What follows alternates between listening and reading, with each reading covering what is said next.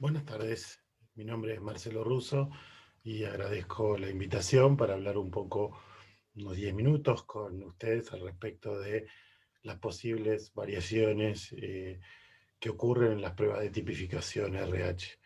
Me voy a valer para esta exposición de una síntesis gráfica del tema para que podamos tener algunos datos en imágenes. En primer lugar, quiero señalar que el sistema RH es uno de los sistemas de grupo sanguíneo más importantes en la medicina transfusional después del sistema ABO en cuanto a los accidentes inmunomatológicos de gravedad. También está implicado en la enfermedad hemolítica del recién nacido.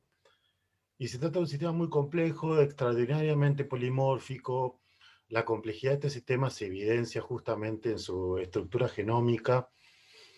Y hasta el momento se definieron más de 200 alelos dentro del sistema de importancia clínica. ¿Quién le puso el cascabel al gato? ¿No es cierto? Ahí vemos una serie de imágenes, digamos. El descubrimiento del sistema RH tiene varios progenitores, por ponerle un nombre. La autoría resulta bastante controvertida en la actualidad todavía. Entre los hallazgos primeros podemos pensar en que está Levine Stetson en 1939, cuando ellos investigaban una reacción hemolítica de una paciente obstétrica y que los anticuerpos de esta paciente reaccionaban con más del 80% de los hematíes cruzados avocompatibles. Así que ellos en ese momento pensaron que se trataba del sistema RH, pero bueno, no tanto más tarde, creo que fue un año después, en 1940, ya, digamos, la Steiner y Wiener pusieron blanco sobre oscuro en este sentido y ese sistema se denominó la Steiner-Wiener, que como ustedes saben es otro sistema antigénico independiente del sistema RH, hoy en la nomenclatura de la ISBT. A mediados de los años 40 se puso en funcionamiento una serie de hallazgos, digamos, que dieron lugar a la aparición de otros antígenos. Los primeros 4 que fueron diferenciados fue el C mayúscula, el E mayúscula, el C minúscula y el E minúscula, como ustedes sabrán, y esto fue obra de Fischer. Los designó con letras en el orden del abecedario, al igual que venía sucediendo con el sistema ABO. Y si sumamos el D, son estos antígenos los que todavía en la actualidad identificamos como los más importantes clínicamente en la práctica cotidiana. Fischer fue el que se animó a postular una idea, a su vez, de que estos antígenos se transmitían en forma de 3 pares de alelos, el D mayúscula barra D minúscula, esta cuestión E mayúscula barra E minúscula, que están ligados entre sí en formas de haplotipos, en diferentes combinaciones posibles entre los mismos, y que da lugar a diferentes fenotipos. Pero fue a finales de los 80 donde se consigue el aislamiento finalmente en gran escala de estas proteínas y se consigue secuenciar la región N-terminal, la región aminoterminal. Este hecho permite la clonación del gen RHCE en 1990 en Francia, y bueno, digamos, 2 años después la clonación del gen RHD, que ya vamos a ver, son 2 genes responsables que producto de su hibridización producen las glicoproteínas de la membrana. Los estudios en distintas poblaciones, por supuesto, también han puesto de manifiesto distintas prevalencias de estos alelos, con consecuencias, digamos, con implicancias de punto de vista clínica, tanto dije en las pruebas del laboratorio para pruebas de compatibilidad transfusional como en el control inmunomatológico de las gestantes. Muy bien, cuando pensamos entonces en la nomenclatura, la Sociedad Internacional de Transfusión Sanguínea, la ISBT, ha asignado al sistema RH la 4ª posición por su orden de nacimiento, digamos, y el antígeno D le corresponde el número 1 dentro de esa 4ª categoría del sistema, al antígeno C mayúscula el número 2, al E mayúscula, como vemos allí en la imagen, el número 3, y así sucesivamente, ocupando en la actualidad 62 posiciones dentro de la nomenclatura. Por supuesto que son 55 antígenos a la actualidad dentro del sistema y han quedado obsoletos la posición 13, la posición 16 y también las posiciones entre ellos, entre 13 y 16, la 24 y la posición 38.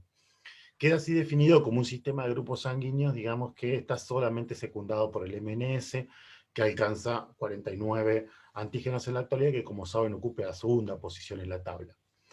La notación de los genes y las proteínas RH están sujetos a determinadas reglas. Cuando uno los nomencla de alguna manera, los antígenos, como imaginarán, se expresan empleando su correspondiente letra, por ejemplo en este caso D, C mayúscula, E mayúscula, E minúscula, y los genes se expresan con versalina, digamos, generalmente en mayúscula. Finalmente las proteínas van, digamos, como la primera porción, la primera letra en mayúscula, R, H, minúscula, D mayúscula, y así sucesivamente.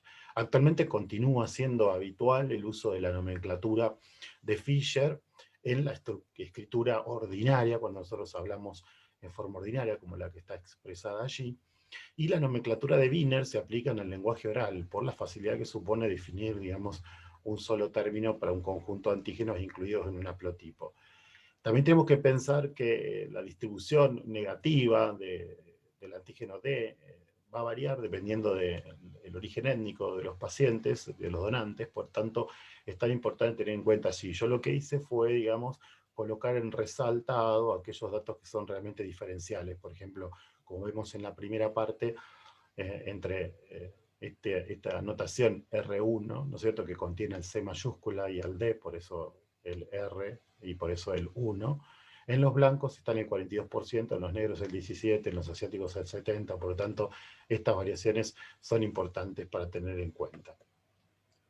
Entonces, en la actualidad, digamos, tenemos que pensar en estos 62 posiciones, de los cuales ocupan 55 y hay algunos que han quedado, digamos, obsoletos, ¿no es cierto? Vamos a hablar un poquito sobre la genética. El locus RH está compuesto por dos genes homólogos, RHD y RHC, como vemos ahí en celeste y en color naranja, diría yo, que están, por supuesto, digamos, hibridizados a partir de un gen SMP1. Estos son 10 exones, cada una con una extensión cercana a los 60 kilopares de base de ADN genómico, y están ubicados en el cromosoma 1, como allí también se señala. La posición es 1P 3436. Están distribuidos en tándem, digamos, ¿no?, uno a continuación del otro, pero con orientaciones opuestas, de 5' RHD, 3' RHC, 5'. El gen RHD está flanqueado por dos regiones de 9 kiloparos de bases y hay muchísima homología entre ellos, un 98.6% de homología denominada caja rhesus, y tiene un papel primordial en la formación del haplotipo RHD negativo de la raza caucásica. La deleción del gen RHD es responsable de la ausencia del antígeno, es decir, de los fenotipos RHD negativos, y probablemente se produjo por el entrecruzamiento desigual de las cajas rhesus de dos haplotipos RH mal alineados en trans, lo que dio lugar a una caja rhesus que era híbrida, ciertamente. Los individuos del fenotipo RHD positivo pueden ser homocigotos, digamos, para el gen RHD, o bien hemicigotos, y ahí vamos a encontrar también una cantidad de copias por célula del antígeno representada de manera diversa, con lo cual también va a traer variaciones en las pruebas de tipificación y cuando utilizamos algunas de estas células para pruebas de titulación de anticuerpos anti-D en pacientes.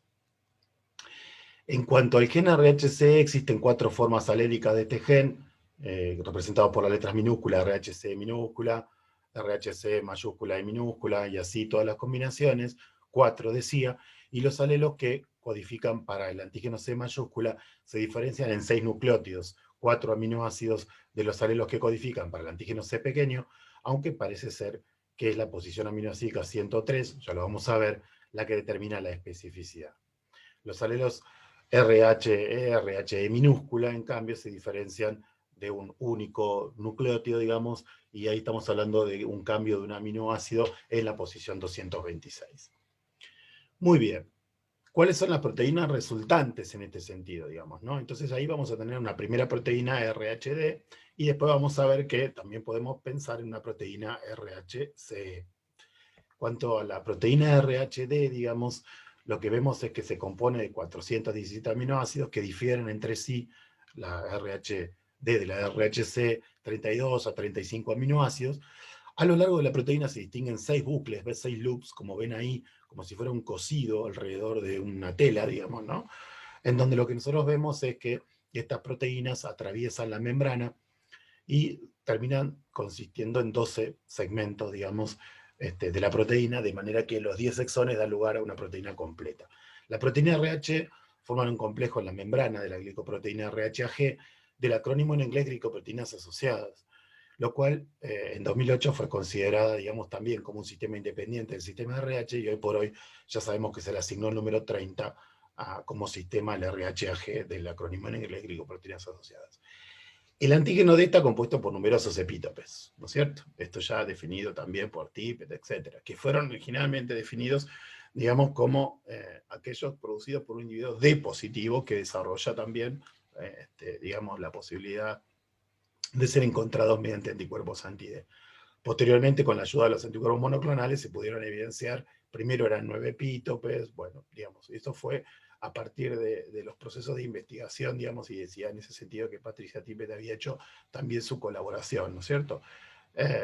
La mayoría de estos epítopes muestran secuencias localizadas en los bucles extracelulares, y de alguna manera esto sirve también para el anclaje de los anticuerpos. La mayoría de los fenotipos D positivo tienen una proteína D convencional, pero no obstante también podemos pensar que existen proteínas que tienen diferentes cambios aminoácidos y que estos diferentes niveles de expresión del antígeno D podemos pensar en distintas categorías, como por ejemplo esto que generalmente llamamos D variantes y que encontramos D parciales, D variantes débiles, D débiles parciales y variantes DEL, ¿no es cierto? Estas son como, digamos, de alguna manera una mezcla de ellos. Cuando pensamos en la estructura proteica, básicamente C, entonces ahí vemos el cambio, la sustitución en el C mayúscula por el C minúscula, una serina por una prolina, el E mayúscula por el E minúscula, y ahí lo vemos en cuanto a su región exofacial y citoplasmática, con su terminal amino citoplasmática y también, digamos, su terminal carboxilo, digamos, citoplasmática. Finalmente yo le decía que también existe una glicoproteína asociada, del acrónimo en inglés glicoproteína AG, digamos, o RHAG, digamos, y este ya tiene otro gen responsable ubicado en el cromosoma 6, posición 1121.1. También vamos a encontrar que hay variaciones débiles en este sentido. Allí vemos entonces cómo las proteínas RH van dando a los antígenos y cuáles son los genes responsables y cuál es el peso molecular que tienen estas glicoproteínas integradas a la membrana del eritrocito. Dentro de las proteínas accesorias encontramos la Steiner-Wiener, integrina asociada a proteína, la glicoforina B, digamos, es decir, y la banda 3, que por supuesto también intervienen en la síntesis de otros antígenos que están anclados a la membrana del eritrocito, como es el caso del antígeno de la Steiner-Wiener que comentaba al principio, o los antígenos del sistema MNS, o los antígenos Diego A, por ejemplo, Diego B, ¿no es cierto? El sistema Diego, el sistema número 10 para la ISBT, que está anclado sobre la banda 3. Existen distintos arreglos genéticos que pueden explicar ciertas variables fenotípicas, digamos, ¿no? Mutaciones silenciosas, es decir, la sustitución en la secuencia de nucleótidos, digamos, que no provoca cambios aminoácidos. Podría ser una mutación de cambio de sentido. Entonces, estamos hablando de una sustitución de un único nucleótido que produce un cambio en un aminoácido en la proteína correspondiente, o podría ser una mutación sin sentido, es decir, exista una sustitución de un codón, digamos, codificante por un codón de terminación que provoca la finalización, el stop del proceso de traducción. Esto podría ser también. También podemos pensar en mutaciones puntuales, digamos, por inserción o de lesión de bases, ¿no?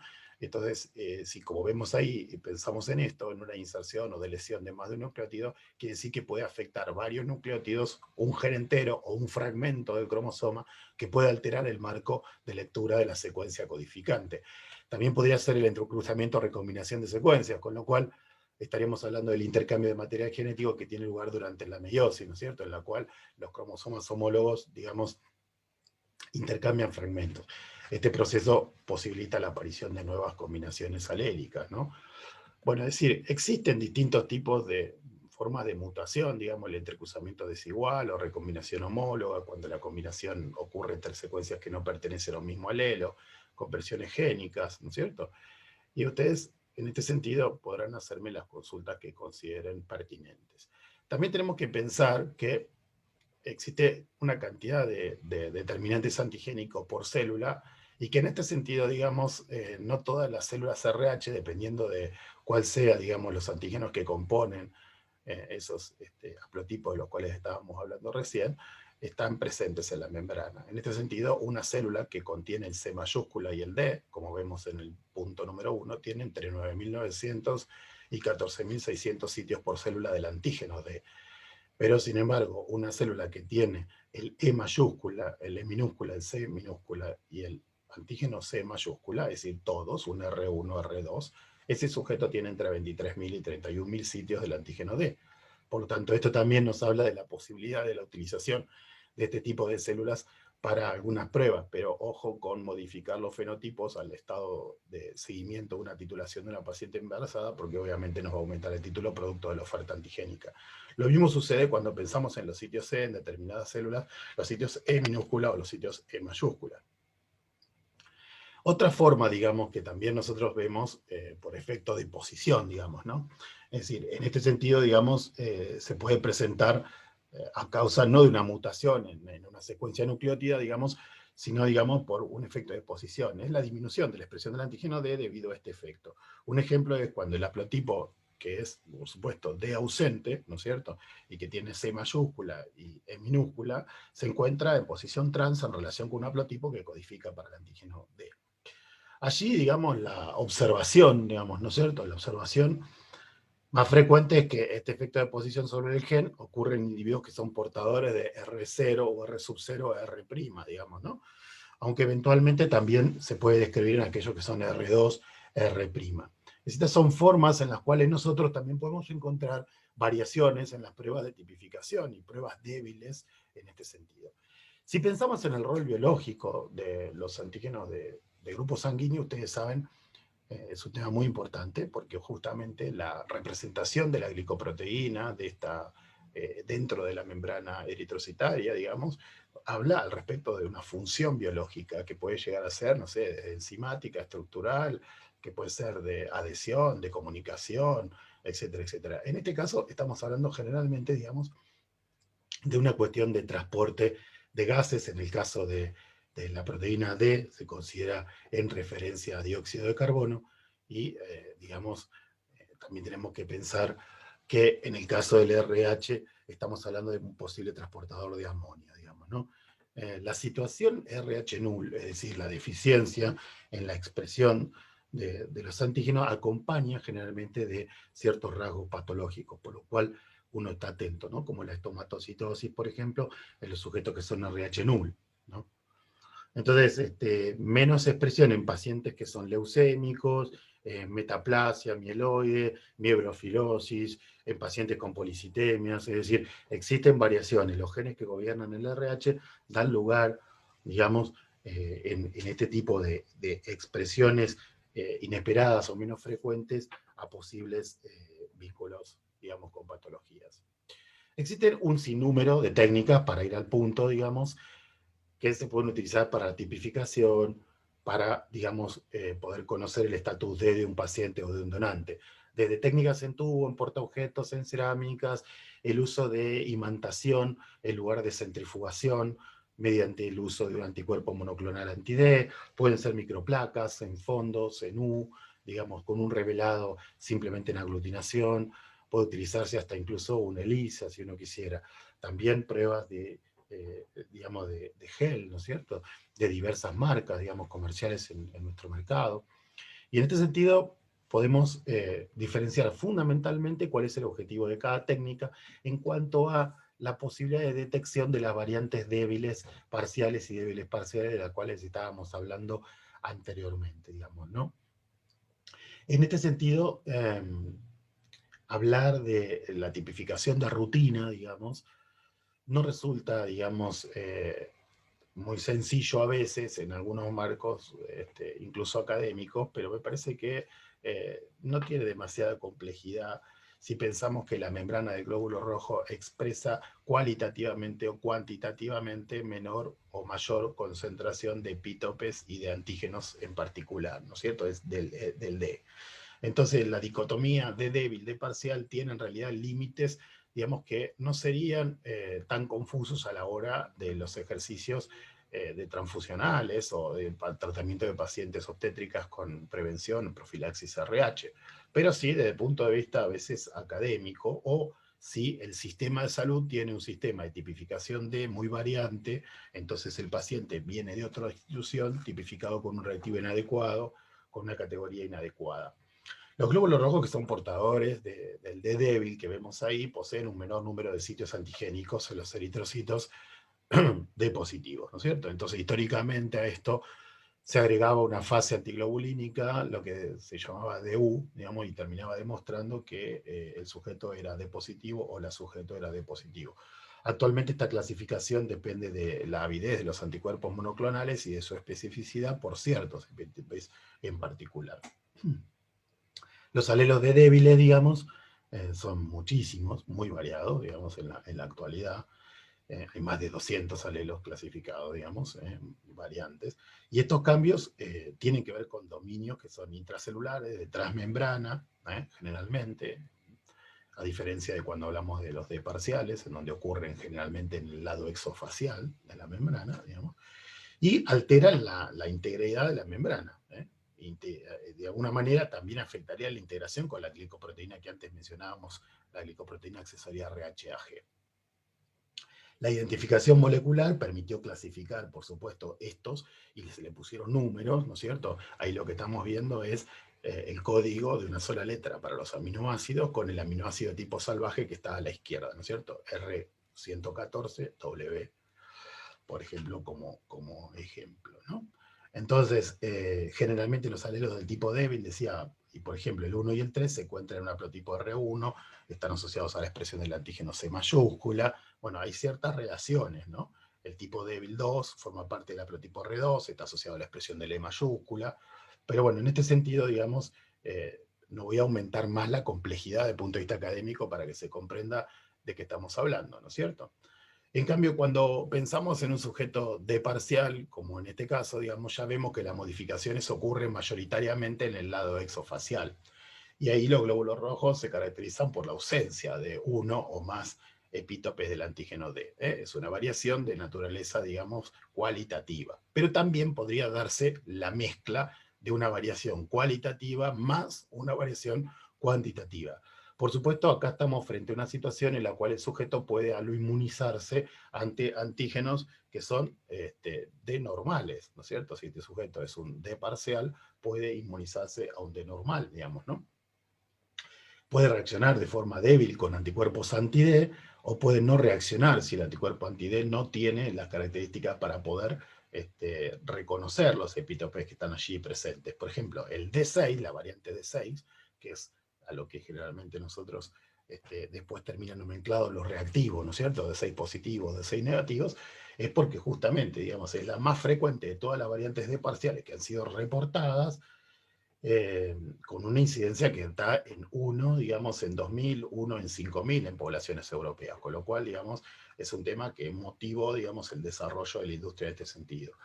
Y los anticuerpos que son producidos por sujetos que son D6, digamos, y que los anti-D, digamos, tienen una eficacia clínica importante y está relacionado con reacciones hemolíticas tardías y transfusionales y también con enfermedad hemolítica recién nacida. De modo que a esto hay que prestarle atención.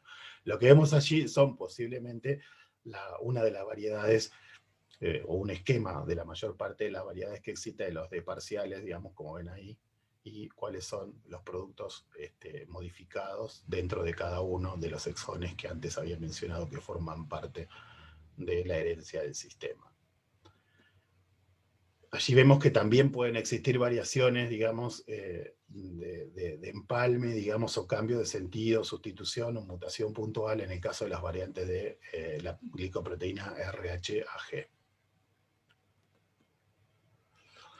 Otra forma también de pensar y de ver, digamos, otra de las manifestaciones también desde el punto de vista genético que producen cambios en la constitución de los antígenos son la posibilidad del RH nulamorfo, regulador o MOD, y como vemos, tanto las glicoproteínas accesorias como la Steiner-Wiener, digamos, YAP que veíamos ahí, la glicoforina B, etcétera, tienen una reducción, digamos, un cambio, digamos, en su conformación de expresión a partir de estos tipos de fenotipos, ¿no es cierto? El RH nulo, etcétera, etcétera.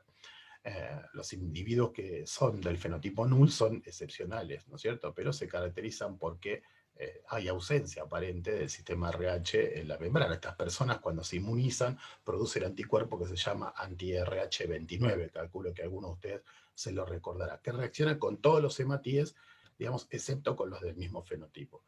Entonces, estas mutaciones reguladoras del gen RHG, digamos, no solo inciden en la proteína RHG, que es resultante, sino también que son capaces de producir mínima cantidad de esa proteína, lo que explica la presencia de antígeno RH con expresión muy débil, digamos, ¿no? Como sucede con el RH-MOD, que ahí vemos. Ahí vemos cómo hay una categorización de las formas variantes dependiendo de la presencia o ausencia de ciertos epítopes en esta tabla. Entonces vemos que el epítope 4 está ausente en el tipo 2, que el epítope, digamos, 5 está ausente en la variante 5, al igual que el epítope 1, están variantes aún, ambos están ausentes. Vemos cómo esta es la variación cualitativa. En este sentido, las líneas celulares monoclonales de los reactivos comerciales que se emplean tienen especificidades para determinados epítopes. Por lo tanto, la mezcla de ellos, digamos, en un frasco de antisuero comercial, da lugar a la posibilidad de capturar antígenos variantes en la membrana eritrocitaria. Y en ese sentido, y con esto creo que estamos casi cerrando, digamos, mostrarles que, por supuesto, digamos, en la tipificación RH existen variaciones, en el caso de los neonatos, en el caso de los sujetos que son donadores de sangre, vamos a utilizar reactivos capaces de detectar la variante D6, y en los sujetos que son pacientes, ya sean obstétricos o pacientes que van a recibir transfusiones, hay que utilizar reactivos que no detecten las variantes D6. En ese sentido, hay una variedad importante de reactivos en el mercado. Algunos incorporan una mezcla, algunos incorporan formas isotípicas IgG y IgM, algunos detectan otras variantes como otras que existen, pero no la de 6, y algunos otros detectan la variante de 6. Muy bien, espero que haya sido útil, espero haber cumplido con la misión y espero las preguntas que ustedes tengan para resolver, digamos, en caso de que pudiera resolverlas. Gracias por esta convocatoria, por esta invitación.